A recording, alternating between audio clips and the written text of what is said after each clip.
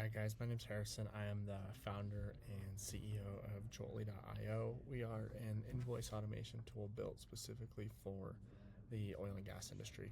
So we help companies manage their invoicing workflow, we automate payments, we automate workflows.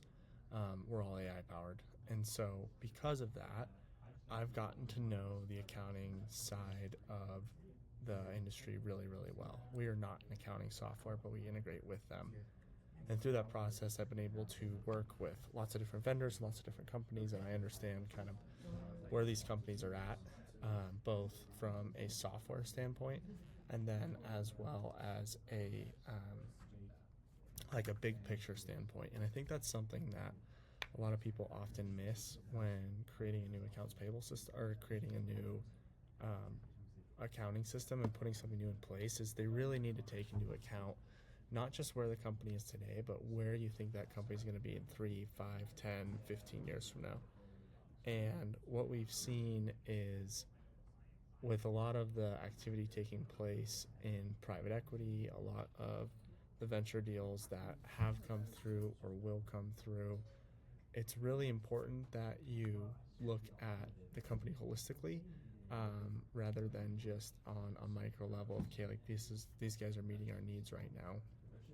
One of the things that has happened in the energy markets when it comes to software is there's a lot of companies that have either been bought by private equity, and so what that means is the way the private equity company is going to run the business is going to be different than how someone who's on the venture track trying to get bought out is going to look at the business.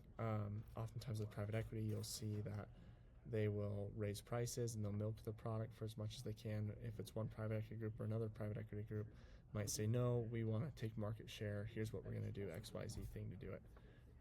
But it's going to become a lot of your customer experience is going to be dependent on the buyers and the purchasers on the other side of the coin, because those are the incentives. And so what I want to do is just go through, I just picked some of the biggest accounting platforms and just going through their Crunchbase profile. So this is all public information, you can go do this yourself, but I think this is important that you do this as you're going through your journey of what accounting system you're going to work with to go through that flow. So Quorum software, they have what I believe, I'm pretty sure they have the most market share in the accounting space. So you can see they just had this debt financing round of $865 million. I'm also pretty sure they just went through an acquisition very recently. And so they just kind of goes through, okay, it looks like they acquired SCADA in 2015. So they're trying to conglomerate and take more and more market share. You look at how likely they are to get acquired, what their IPO probability is, where they are at. And then you can also see their financing round. And so you can see this information. So here's the private equity they did in 2014, and then this debt round in 2024. Here's their company headcount. So here's how many employees they have at their organization. So they're not just doing accounting software, they're doing all kinds of different software, whether it's land or SCADA or whatever it can be. And that's going to be important to know and think about as you're kind of going through this process. I know this team, I have a really good relationship with them, and working with them has been a really good experience as far as Joelly and Quorum software.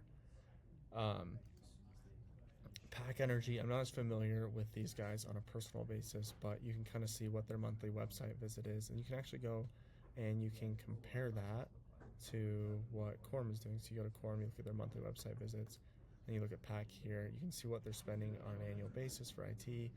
Obviously, I don't know this information. I think this is from Crunchbase, so it might not be 100% accurate, but it gives you an idea. You can see what PAC is trying to do in terms of land, accounting, transport, growth prediction, how likely they are, kind of where they're at. And let's see if they have any acquisitions that are listed on here. So they have 2 acquisitions. Let's see what these are.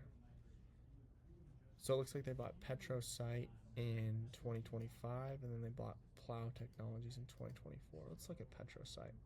What do these guys do? So data management and analytics software for oil and gas. So this is probably how PAC kind of a lot of their back end work.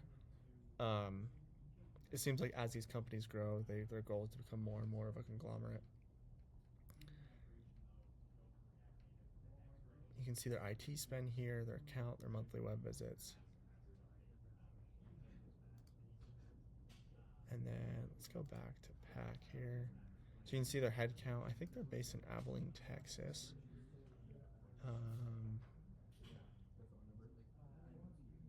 Let's double check that. All these companies are either based in Houston, Texas. I guess Houston is Texas, but they're either based in Houston. I think there's a few. Yeah, Abilene.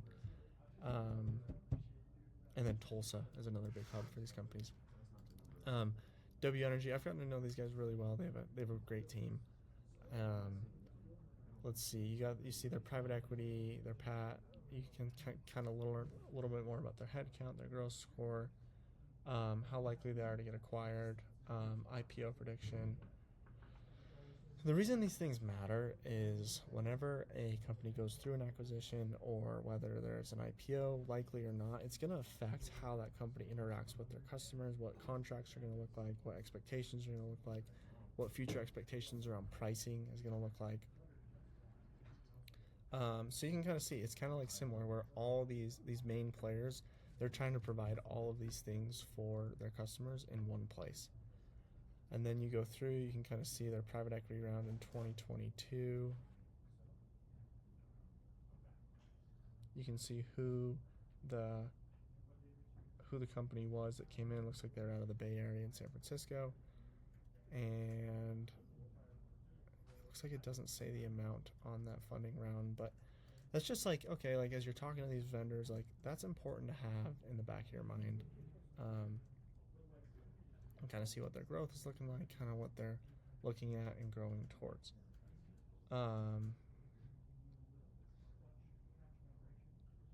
You can see their monthly visitors there, kind of like what that's pulling in and looking like.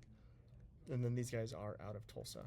Then you have Enertia here, kind of see a little bit about their growth as well, kind of what their growth has looked like overall, and then you can come in.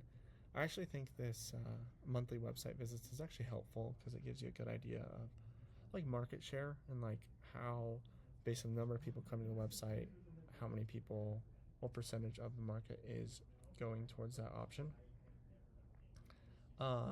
Again, it's like, okay, everybody's coming, everybody seems like they're coming to, no, we can do all of these different things for you. We can provide all these different services.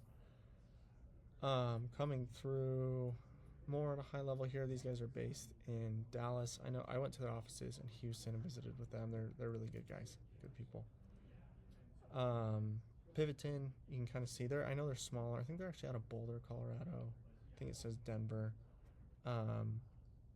These guys have been around for a good amount of time. I think they kind of position themselves as going after smaller oil and gas companies. I think they're kind of like pretty simple in kind of what they offer in terms of the value they provide to their customers. You can see their monthly website visits here, actively used products, et cetera, et cetera.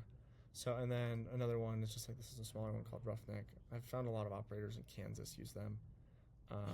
But yeah, they're not showing you a ton about the data. You can see their IT spend, kind of what they're going through. And obviously this data isn't going to be 100% accurate, but what it does give you is you kind of have your more mom and pop down on this end, and then you have your more enterprise, possibly IPO, private equity over on this end. And that's kind of like what you're going to be finding and looking at as you work with your vendors, and just something to keep in mind as you're working through and thinking about your new accounting system.